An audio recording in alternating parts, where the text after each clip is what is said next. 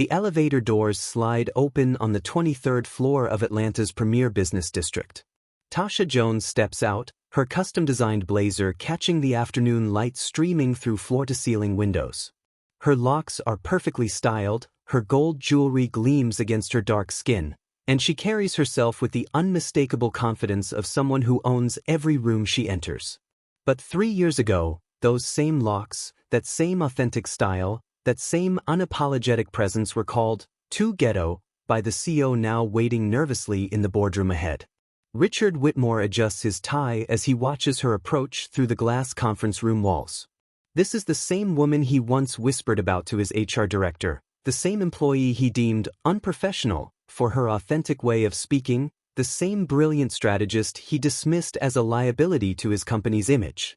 Today, she's here as the owner of a $10 million empire. "Good afternoon, Richard," Tasha says as she enters the boardroom, her voice carrying the same passion and energy he once criticized. "I understand Pinnacle Marketing Solutions is interested in learning about authentic cultural marketing." The irony fills the room like electricity. The woman he called too ghetto now runs a business worth more than his entire company's annual revenue. The voice he tried to silence has become the sound of a revolution. The culture he dismissed as unprofessional has generated more authentic engagement than any campaign his agency has ever produced. This is the story of how being too much for some people became exactly enough for greatness. How a brilliant woman transformed rejection into a $10 million empire. How the authenticity they tried to suppress became the foundation for unstoppable success. This is another story from Touching Boss Stories channel. Please like, share, and subscribe. It encourages us to serve you with the best of stories. Tasha Jones grew up in Atlanta, in a neighborhood where creativity wasn't just encouraged, it was essential for survival. Her grandmother, Miss Ruby, ran a beauty salon called Natural Glory that was more than a business. It was a community center where women shared dreams, strategies, and the kind of unfiltered wisdom that only comes from people who've turned struggle into strength. "Baby girl," Miss Ruby would tell Tasha while braiding her hair on Saturday mornings, "don't ever let nobody make you ashamed of who you are. Your culture, your voice, your style, that's your power. The world is gonna try to dim your light to make other folks comfortable, but comfort doesn't change anything." Those words were planted in Tasha's spirit long before she understood their full meaning. She grew up watching her grandmother transform women not just through hairstyling, but through conversations that built confidence, business advice that launched entrepreneurial dreams, and the kind of authentic community that corporate America often tried to replicate but never quite achieved. Tasha's mother, Dr. Keisha Jones, was a marketing professor at Spelman College who had spent her career studying how cultural authenticity influenced consumer behavior. Dr. Jones had written extensively about how Black culture drove global trends while Black creators were systematically excluded from the financial benefits of their innovations. "Watch how they take our style, our language, our creativity and repackage it," Dr. Jones would tell Tasha during their discussions about media and marketing. "But when we show up as ourselves, suddenly we're too much or unprofessional. That's not about our authenticity, that's about their comfort." These conversations shaped Tasha's understanding of how power worked in corporate America and why authentic representation mattered beyond just moral arguments. She learned that cultural authenticity wasn't just personally important, it was economically valuable, even when the people profiting from it refused to acknowledge its source. Tasha excelled in school, not despite her cultural pride but because of it. She understood that excellence wasn't about erasing her identity, it was about leveraging every aspect of who she was to solve problems that others couldn't see or understand. At Howard University, she double-majored in marketing and African American studies, understanding that both perspectives would be essential for navigating and eventually transforming corporate environments that hadn't been designed for people like her. Her senior thesis, "The Economics of Authenticity: How Cultural Identity Drives Consumer Engagement," analyzed how brands that genuinely embraced diverse cultural perspectives outperformed those that simply added diversity as window dressing. The research was groundbreaking, earning recognition from major marketing journals and establishing Tasha as an emerging voice in cultural marketing strategy. After graduation, she was recruited by several prestigious firms, but she chose Pinnacle Marketing Solutions because they claimed to specialize in authentic brand storytelling and culturally responsive marketing strategies.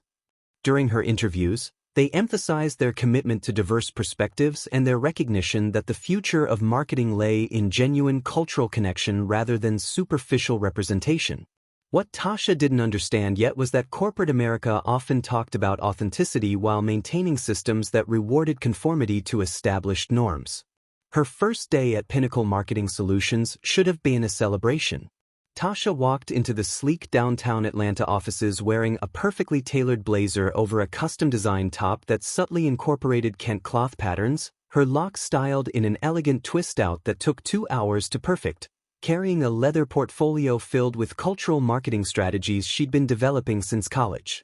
The office looked exactly like what she'd imagined: modern furniture that suggested innovation, diverse artwork that implied inclusion, and a team of young marketing professionals who seemed passionate about creating campaigns that actually connected with real people rather than demographics on spreadsheets. But the moment Tasha introduced herself to her new team, she noticed something that would define her entire experience at Pinnacle: the subtle pause that followed her voice, the way conversation seemed to shift when she spoke with the passion and energy that came naturally to her, the slight smiles that people tried to hide when she used phrases that reflected her cultural background. Her immediate supervisor was Jennifer Walsh, a 34-year-old marketing director who had been with Pinnacle for 5 years. Jennifer was intelligent, well-educated, and committed to what she called professional excellence, but her understanding of professionalism was narrow and traditional. "Welcome to the team, Tasha," Jennifer said during their first one-on-one meeting. "I can tell you're passionate about marketing, which is great. Just remember that our clients expect a certain level of polish in our presentations and communications." Polish. The word was code for conformity, for sanding down any edges that might make traditional clients uncomfortable, for presenting ideas in voices that sounded like the voices of people who had always held power. "I understand," Tasha replied, though she was already sensing that polish and authenticity might be seen as mutually exclusive at Pinnacle. During her first month, Tasha threw herself into learning Pinnacle's methodologies and understanding their client base. She studied successful campaigns, analyzed market research, and most importantly, identified opportunities where cultural authenticity could strengthen brand connections rather than threatening them. Her breakthrough came when she was assigned to work on a campaign for a major sneaker company that was struggling to connect with young Black consumers despite spending millions on marketing targeted at that demographic. Tasha's research revealed the problem immediately. The company was using marketing language and imagery that felt performative rather than authentic, featuring Black models and athletes but avoiding the cultural elements that actually resonated with their target audience. Her proposal was revolutionary. Instead of trying to appeal to Black consumers through surface-level representation, they should develop campaigns that genuinely celebrated Black culture, featured Black-owned businesses as partners, and used language that reflected how young Black consumers actually communicated. The presentation she prepared was comprehensive, data-driven, and innovative. She included focus group feedback, cultural analysis, and projected ROI calculations that demonstrated how authentic cultural engagement could drive both short-term sales and long-term brand loyalty. But when it came time to present her ideas to the client, Tasha discovered that her voice, literally her voice, was seen as part of the problem rather than part of the solution. If this story of talent meeting prejudice has you invested, make sure you hit that subscribe button, because what happens to Tasha at that client presentation will show you exactly how authenticity and excellence can be weaponized against the people who possess them. Have you ever been told that your natural way of communicating was unprofessional or too much? Share your experience in the comments, because Tasha's about to face a challenge that will test everything she believes about the value of being herself. The client presentation was scheduled for Thursday morning in Pinnacle's main conference room, the space reserved for their most important pitches. Tasha had spent weeks preparing what she believed could be a game-changing campaign for Urban Athletics, a sneaker company whose sales to young Black consumers had been declining despite increased marketing spend. Her research was impeccable. She'd conducted focus groups in Atlanta, Charlotte, and Houston, analyzing not just what young Black consumers bought, but how they talked about brands, what cultural elements resonated with them, and most importantly, what felt authentic versus what felt like corporate attempts to capitalize on their culture. The presentation she developed included strategic partnerships with Black-owned businesses, influencer collaborations with creators who had genuine community credibility, and marketing language that reflected how her target demographic actually communicated rather than how marketing executives thought they should communicate. But 20 minutes before the presentation was scheduled to begin, Jennifer Walsh pulled Tasha aside for what she called a quick strategy alignment. "Tasha, I know you've worked hard on this presentation," Jennifer began, her tone carrying the false warmth that often preceded disappointing news. "And your research is really solid. But I think it might be better if I handle the client interaction today." Tasha felt her stomach drop. "Is there something wrong with my presentation?" "No, your content is good. It's just that Urban Athletics is a very traditional client, and they can be particular about presentation style. I want to make sure we don't lose them over any communication issues." "What kind of communication issues?" Jennifer shifted uncomfortably, clearly wishing she could make her point without stating it explicitly. "Well, you know how passionate you get when you're talking about cultural marketing. Your energy is great for internal brainstorming, but some clients prefer a more measured approach." Measured. Code for less Black, for speaking in voices that didn't remind traditional executives that innovation often came from perspectives they weren't comfortable hearing. "Jennifer, this campaign is specifically about authentic cultural engagement. Who better to present it than someone who actually understands the culture we're trying to reach? I understand your perspective, but this is about what's best for the client relationship. Your research will be represented accurately, I'll make sure of that." Tasha wanted to argue, wanted to point out that her cultural insights were what made the campaign innovative, wanted to ask how they could sell authenticity while hiding the authentic voices that created it. But she was still new, still trying to prove herself, still believing that excellence would eventually overcome prejudice. "I understand," she said quietly, handing over her presentation materials to the woman who would receive credit for her cultural insights while she watched from the conference room's back row. The presentation went exactly as Tasha had designed it, because it was her research, her cultural analysis, her innovative approach to authentic engagement. The client was enthusiastic, excited about the fresh perspective, and ready to move forward with a campaign that promised to revolutionize their connection with young Black consumers. After the meeting, as the Urban Athletics team filed out of the conference room, the marketing director stopped to shake Jennifer's hand. "Brilliant work on that cultural analysis," he said. "We've been struggling to connect authentically with Black consumers, and this approach feels genuine rather than performative. Who's the strategist behind this research?" Jennifer glanced briefly at Tasha, who was still sitting in the back of the room organizing her notes, then turned back to the client with a smile. "Our team has been collaborating on cultural marketing strategies for months. It's the result of our collective research and analysis." Collective research. As if Tasha's nights spent in beauty salons and barbershops, her conversations with Howard alumni, her deep understanding of how Black consumers actually engaged with brands was somehow a team effort rather than specialized expertise that she'd brought to the company.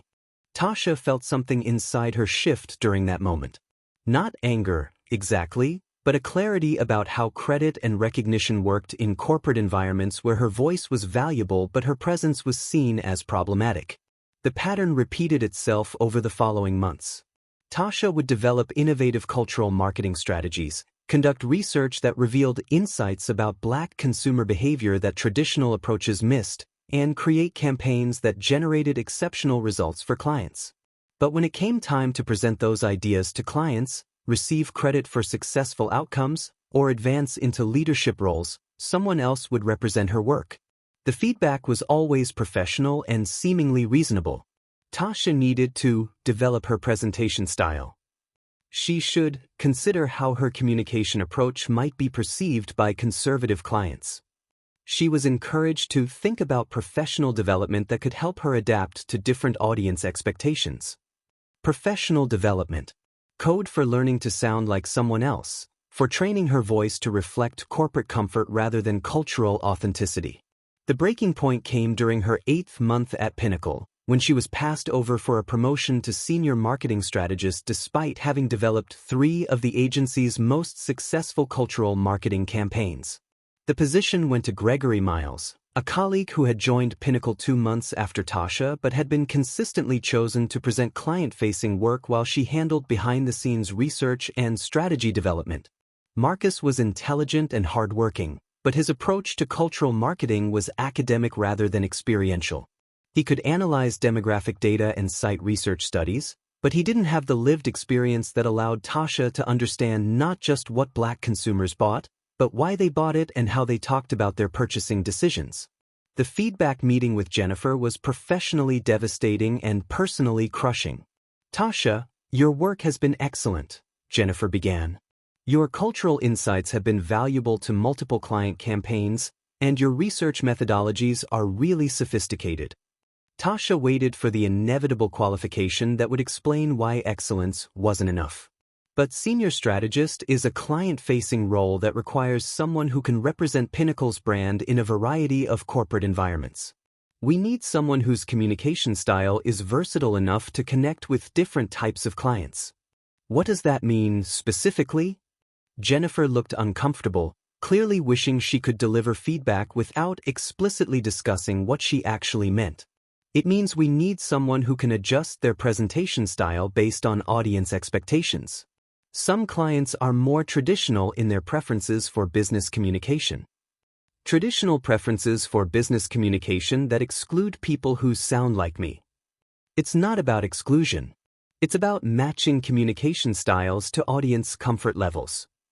Audience comfort levels. The phrase justified making Tasha smaller to accommodate people who weren't comfortable with her excellence when it came packaged in authentic Blackness. That evening, Tasha sat in her Atlanta apartment staring at performance reviews that consistently rated her as exceptional in technical skills while suggesting she needed development in areas that seemed designed to exclude her authentic self from advancement opportunities. She called her mother, Dr. Keisha Jones, who listened to the entire story with the patient understanding of someone who had faced similar challenges throughout her own career.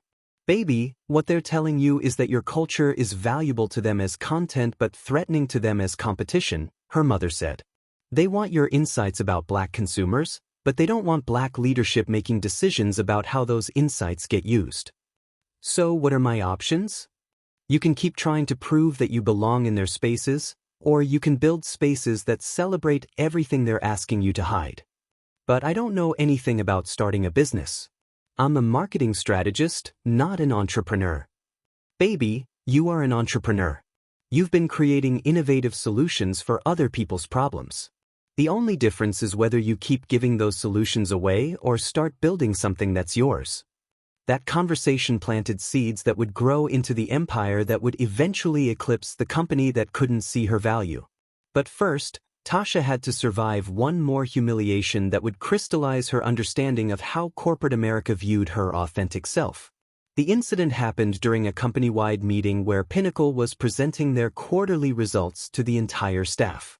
Richard Whitmore, the CEO, was highlighting successful campaigns and recognizing team members whose work had contributed to the company's growth.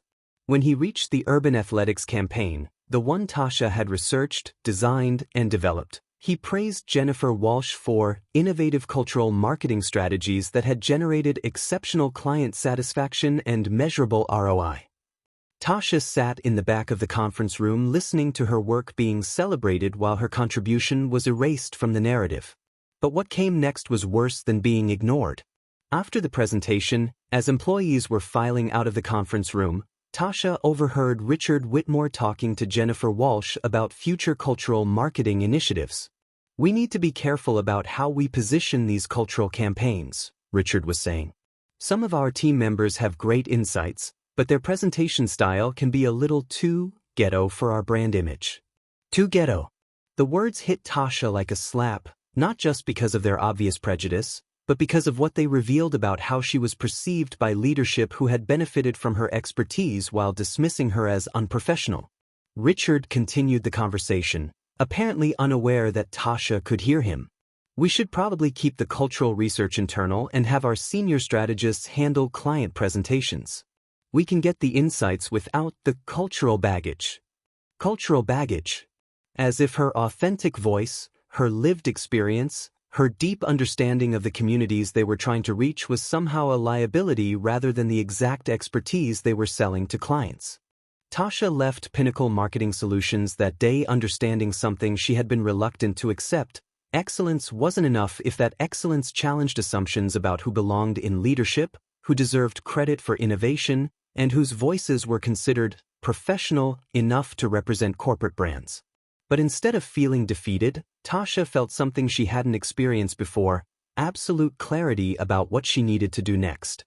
If you're feeling the same anger and determination that Tasha felt leaving that office, please smash that subscribe button, because her response is about to transform not just her career, but an entire industry's understanding of what authentic marketing really looks like. What would you do after hearing yourself called to ghetto while your work was being celebrated? Would you stay and fight the system from within, or would you choose the path Tasha is about to take? Let us know in the comments, because her next decision will surprise everyone. That night, Tasha sat in her best friend Lisa's kitchen at 2 a.m., eating leftover Chinese takeout and processing the reality that her authentic self was seen as an obstacle to advancing in the career she'd been building since college. Lisa Rodriguez had been Tasha's roommate at Howard and was now working as a social media manager for a nonprofit in Atlanta. She'd watched Tasha navigate corporate microaggressions for months, offering support while growing increasingly frustrated with how her brilliant friend was being treated. "I'm tired of this," Tasha said, scrolling through Instagram posts from other Howard alums who were launching their own businesses, creating their own opportunities, and building their own platforms. "I'm tired of making other people rich while they tell me I'm too much for their spaces." "So what are you going to do?" Lisa asked. Tasha paused, looking at a post from Issa Rae about building your own table when you can't get a seat at theirs. The quote hit her differently than it had before, not as inspiration for someday, but as a directive for right now. "I'm going to build something that celebrates everything they told me to hide." The idea crystallized as they talked through the night. Tasha had been developing cultural marketing strategies for other people's brands, but what if she developed her own brand that authentically represents Black culture without apology or compromise? The beauty and lifestyle industry was perfect for what she was envisioning. Black women were driving trends, creating innovative products, and building communities around authentic self-expression, but the major brands profiting from their influence rarely reflected their values or recognized their contributions. What if I created a beauty and lifestyle brand that celebrated everything corporate America calls too much? Tasha said, her excitement building as the vision became clearer. Bold colors, unapologetic messaging, products designed by us, for us, without trying to make white consumers comfortable. Lisa leaned forward, recognizing the spark that meant her friend had found her purpose. "Tell me more." "I've spent months researching what Black women actually want from beauty brands. We want quality products that work for our skin tones. We want marketing that reflects how we actually talk and live. We want brands that celebrate our culture instead of appropriating it. We want to see ourselves represented authentically, not as tokens." The more they talked, the more comprehensive Tasha's vision became. This wouldn't just be another beauty brand trying to capture the urban market. This would be a cultural platform that used beauty and lifestyle products to celebrate Black excellence, build community, and create economic opportunities for Black creators and entrepreneurs. By sunrise, they had outlined the basics of what would become Crown Culture Collective, a beauty and lifestyle brand that embraced everything mainstream marketing told Black women to tone down, featuring products designed specifically for Black skin and hair, marketing campaigns that reflected authentic Black culture, and a business model that prioritized community building over simple profit maximization. The name came to Tasha during her drive home that morning. Crowned Culture Collective, because every Black woman was royalty, because their culture was something to be crowned with pride, and because collective success mattered more than individual advancement. But turning a late-night vision into a viable business required resources, expertise, and courage that Tasha wasn't sure she possessed. The first step was research. Over the following weeks, while still working at Pinnacle during the day, Tasha spent her evenings and weekends studying everything she could about beauty industry trends, supply chain logistics, e-commerce platforms, and direct-to-consumer marketing strategies. She discovered that the beauty industry generated over $500 billion annually, with Black women accounting for a disproportionate percentage of purchases despite being underrepresented in leadership positions at major beauty companies. More importantly, she found that Black-owned beauty brands were experiencing unprecedented growth, driven by consumers who wanted products and messaging that reflected their authentic experiences. The market research confirmed what Tasha had sensed during her time at Pinnacle. There was enormous demand for authentic cultural representation in beauty and lifestyle marketing, but most major brands were still approaching Black consumers through the lens of what made white executives comfortable rather than what actually resonated with Black communities. Her competitive advantage would be authentic cultural understanding combined with the professional marketing expertise she'd developed at Pinnacle.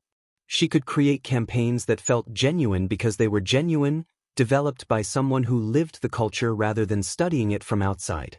But launching a beauty brand required significant upfront investment for product development, manufacturing, inventory, and marketing. Tasha's savings from her job at Pinnacle would cover basic startup costs, but scaling the business would require external funding or exceptional organic growth. She chose organic growth, understanding that building slowly would allow her to maintain control over the brand's cultural authenticity while proving market demand before seeking investors. Her first product line was intentionally focused, 5 lipstick shades designed specifically for Black women, with names that celebrated Black culture and packaging that reflected African-inspired design elements. The shades were formulated by a Black cosmetic chemist in Los Angeles who specialized in pigments that complemented deeper skin tones. More importantly than the products themselves was the marketing approach. Instead of trying to appeal to the broadest possible audience, Tasha's campaigns spoke directly to Black women using language, imagery, and cultural references that reflected their actual experiences. The first campaign featured Black women of different ages, skin tones, and professions wearing the lipsticks while engaged in activities that reflected their authentic lives, not the sanitized version of Blackness that appeared in mainstream marketing, but the full spectrum of Black excellence, joy, and cultural pride. The tagline was perfect in its simplicity: crowns up, volume up, authenticity always. Tasha launched Crowned Culture Collective through Instagram and TikTok, platforms where authentic content could reach target audiences without requiring traditional advertising budgets. Her background in cultural marketing gave her insights into how to create content that felt organic while strategically building brand awareness. The response was immediate and overwhelming. Black women who had been searching for beauty brands that truly understood their experiences found something that spoke directly to them. The first batch of 500 lipsticks sold out within 48 hours, with customers posting photos and videos that generated more authentic marketing content than Tasha could have created herself. But more than sales, the comments and messages revealed something profound. Tasha had tapped into a hunger for representation that went beyond products to community, belonging, and cultural celebration. Finally, a brand that gets us, one customer wrote. "This is what I've been waiting for," said another. "Thank you for creating something that celebrates everything I am," wrote a third.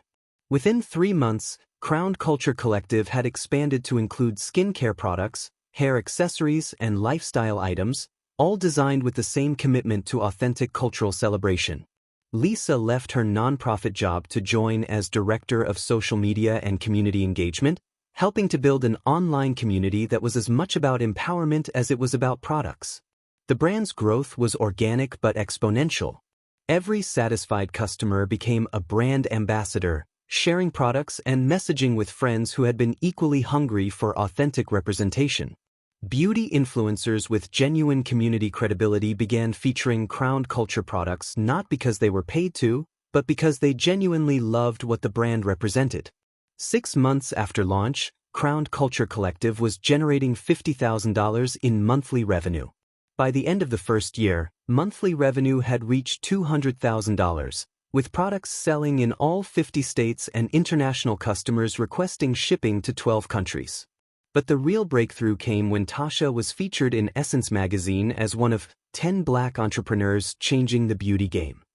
The article highlighted not just her business success, but her approach to authentic cultural marketing and her commitment to creating opportunities for other Black creators and entrepreneurs.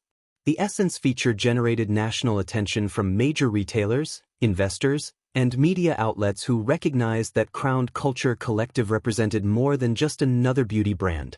It represented a new model for how brands could authentically engage with Black consumers. Within weeks of the article's publication, Tasha was fielding calls from Sephora, Ulta, and Target, all expressing interest in carrying Crown Culture products. Venture capital firms that specialized in consumer goods were requesting meetings to discuss investment opportunities.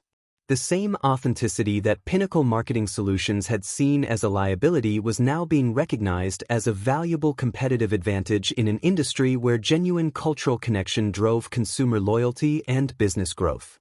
But the most meaningful validation came from the community that Crown Culture Collective had built. The brand's social media following had grown to over 500,000 engaged followers who didn't just buy products. They participated in conversations about entrepreneurship, cultural pride, and building wealth within Black communities.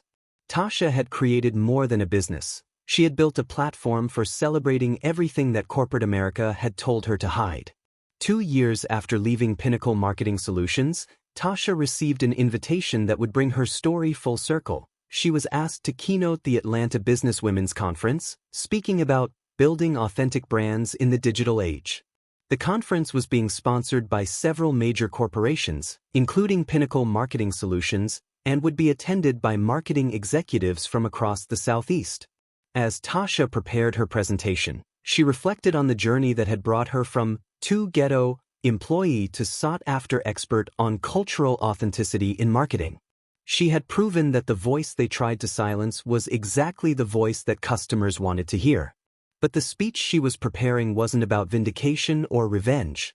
It was about demonstrating what happened when authenticity was celebrated rather than suppressed, when cultural pride became commercial success, and when being too much for some people created space for others to be exactly enough.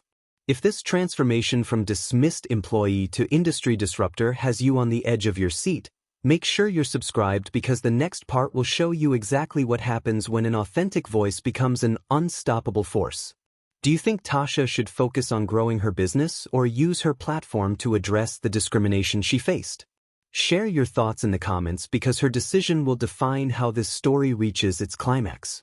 The Atlanta Businesswomen's Conference was held at the Georgia World Congress Center, the same venue where Tasha had attended marketing conferences as a Pinnacle employee, sitting in audiences and dreaming of someday being the expert on stage sharing insights about cultural marketing and authentic brand building.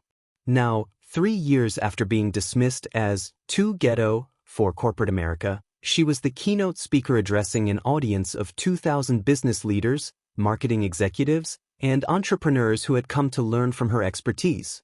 The irony wasn't lost on anyone who knew her story, especially the people from Pinnacle Marketing Solutions who were sitting in the audience, including Richard Whitmore and Jennifer Walsh, both of whom had played roles in her departure from corporate marketing.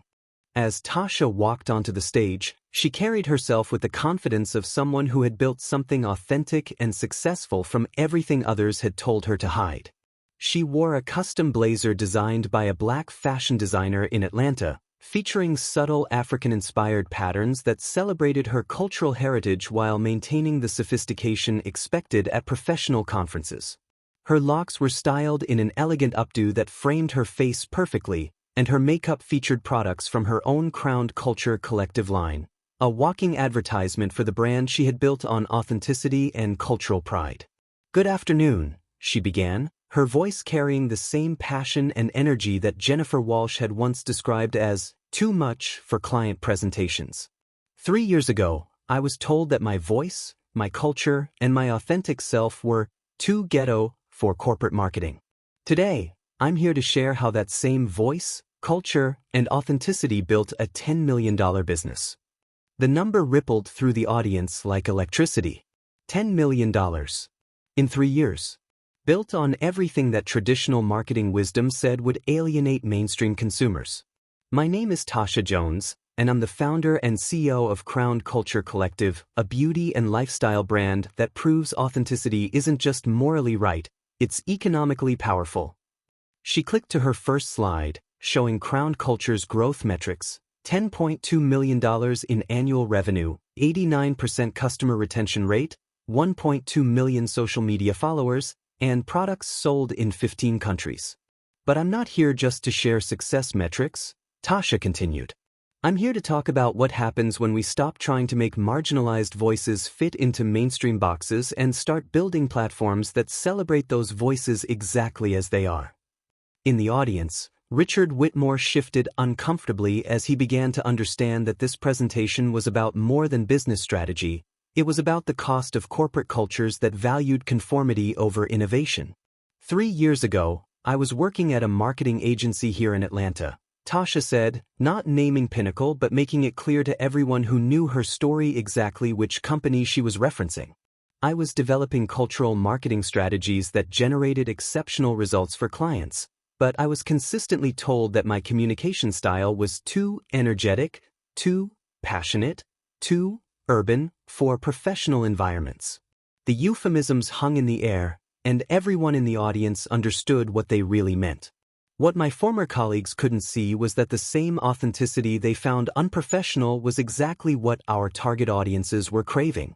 Black consumers, in particular, were hungry for brands that spoke to them in their own voices rather than marketing speak designed to make white executives comfortable. She clicked on a slide showing market research about Black consumer preferences, including data demonstrating that authenticity was the #1 factor driving brand loyalty among young Black consumers.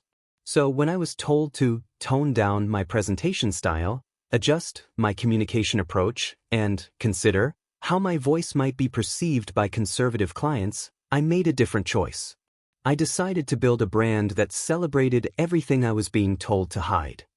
Jennifer Walsh, sitting in the third row, was taking notes frantically, clearly recognizing the business insights that she had missed when she was focused on making Tasha conform to traditional presentation styles. Crown Culture Collective launched with 5 lipstick shades and a social media account. No venture capital, no corporate partnerships, no traditional advertising budget. Just authentic content that spoke directly to Black women who had been underserved by beauty brands that claimed to celebrate diversity while asking diverse consumers to accept products and messaging designed for someone else. She shared the story of the brand's organic growth, driven entirely by customers who became community members, advocates, and co-creators of a cultural movement that happened to sell beauty products. Within 6 months, we were generating 6 figures in revenue. Within 18 months, we had expanded to skincare, hair care, and lifestyle products. Within 3 years, we had built a platform that reached over 1 million Black women every day with messages about entrepreneurship, cultural pride, and building wealth within our communities. The audience was completely engaged, understanding that they were hearing about a new model for how brands could authentically connect with diverse consumers while building sustainable businesses. But here's what's most important about our success, Tasha continued. We didn't achieve these results by trying to appeal to the broadest possible audience. We achieved them by speaking directly to the specific audience that had been ignored by mainstream brands. We succeeded by being more authentic, not less. She clicked on a slide showing customer testimonials, social media engagement rates, and repeat purchase data that demonstrated how authentic cultural connection translated into measurable business outcomes. The voice that was too ghetto for corporate presentations became the voice of a brand that customers trusted enough to recommend to their friends, their families, and their communities. The cultural perspective that was considered unprofessional became the foundation for marketing strategies that generated higher engagement rates than any traditional campaign I had ever seen.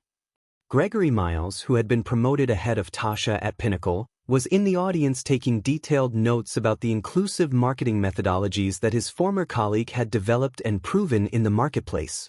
Today, Crown Culture Collective employs 47 people, partners with over 200 Black-owned suppliers and vendors, and has created economic opportunities throughout our community while building a business that celebrates everything mainstream marketing told us to downplay. She paused, looking directly at the section where she could see Richard Whitmore and Jennifer Walsh sitting. I want to be clear about something. I'm not sharing this story to criticize anyone or relitigate past workplace dynamics. I'm sharing it to demonstrate what happens when we create spaces that celebrate authenticity rather than demanding conformity. The gracious tone masked the power of what she was actually demonstrating, that their failure to recognize her value had been their loss, not hers. The marketing industry talks a lot about authentic engagement and cultural connection, but authenticity can't be manufactured by people who are uncomfortable with genuine cultural expression. You can't build authentic relationships with communities you don't understand or respect. She clicked to her final slide, showing Crowned Culture Collective's mission statement, celebrating Black excellence, building Black wealth, crowning Black culture. What we've learned is that success doesn't require making marginalized voices smaller to fit into existing spaces. Success comes from building bigger spaces that allow those voices to be heard, celebrated, and rewarded for their authentic contributions.